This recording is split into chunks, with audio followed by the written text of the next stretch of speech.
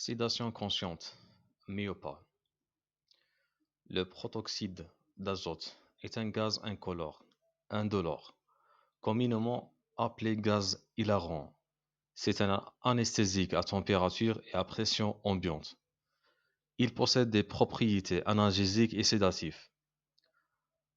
En odontologie, le mélange équimolaire oxygène-protoxyde d'azote MIOPA est utilisé comme analgésique et sédatif afin de réaliser une sédation consciente. Son utilisation est complétée par la réalisation d'une anesthésie locale lorsque celle-ci est nécessaire.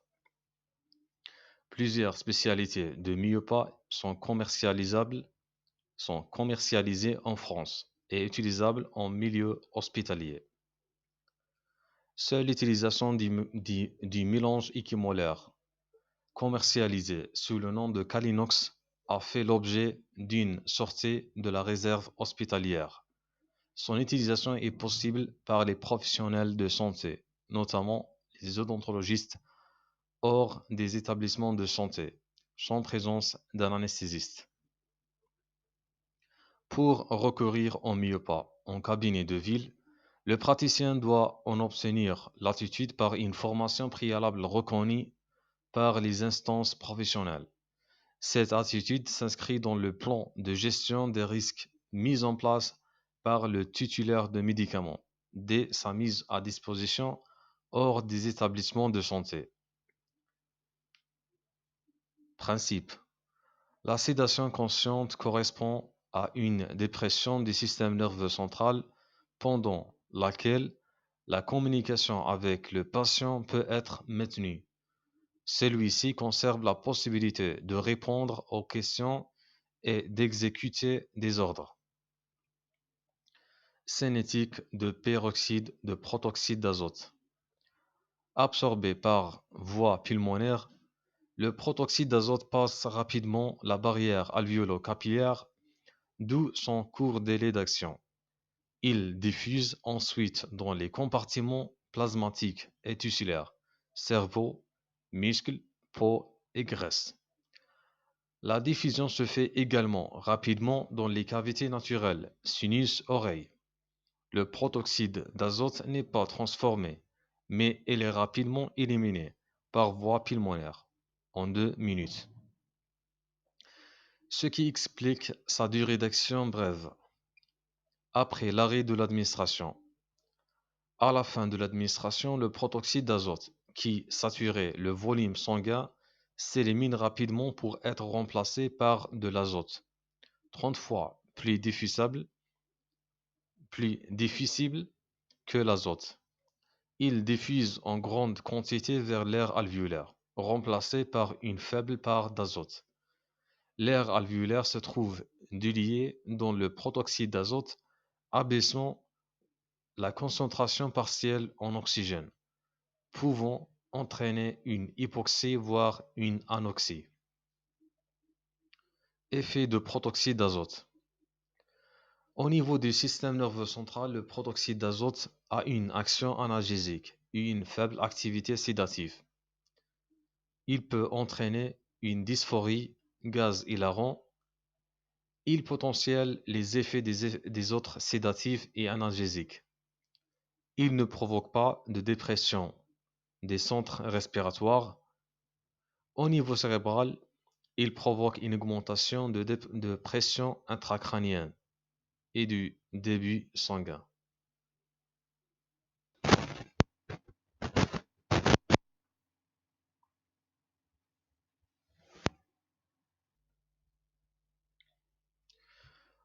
Au niveau cérébral, il provoque une augmentation de la pression intracrânienne et du débit sanguin.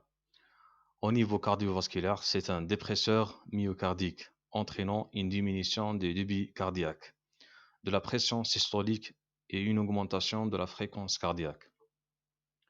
Et son effet sur les réflexes pharyngo-laryngés. Important.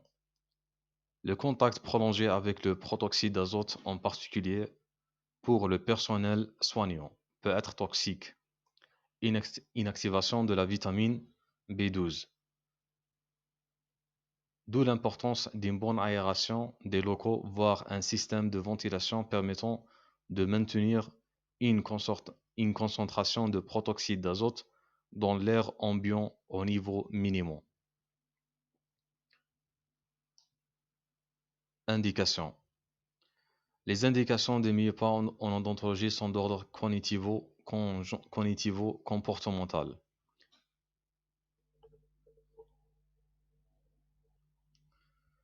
L'utilisation des myopathes est particulièrement intéressante dans les cas d'immaturité du développement, immaturité développementale jeune enfant, de déficience mentale, de phobie et d'anxiété.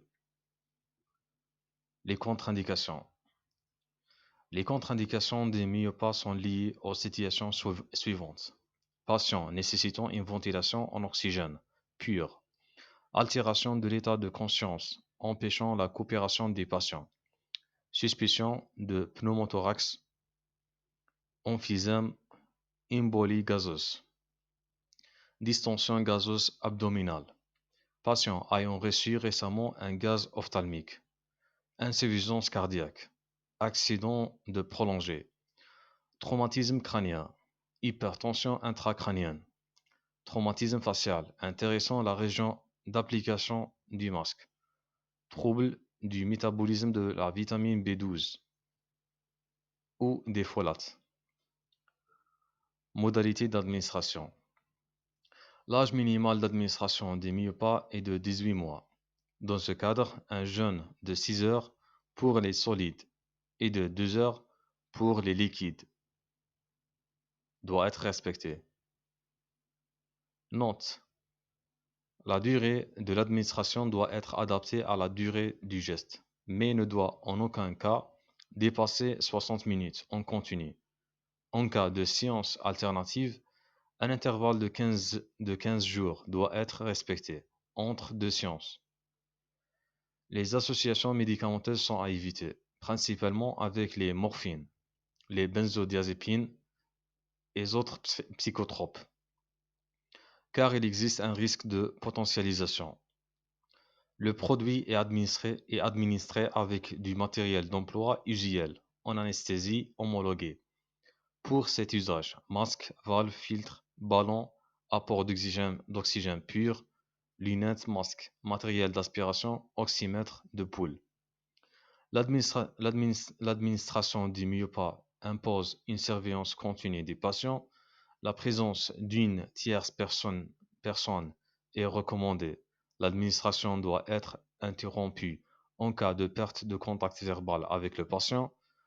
En odontologie, un masque nasal ou nasobuccal peut être utilisé selon le mode de ventilation et le geste à réaliser. Le début du mélange est déterminé par la ventilation spontanée du patient sans contrainte physique. L'acte peut être réalisé après 3 minutes d'administration et le masque peut être remonté sur le nez en cas d'utilisation d'un masque nasobuccal. Important, un surdosage peut survenir en cas de stockage inapproprié à une température inférieure à 0 degré. Les deux gaz peuvent être dissociés, exposant le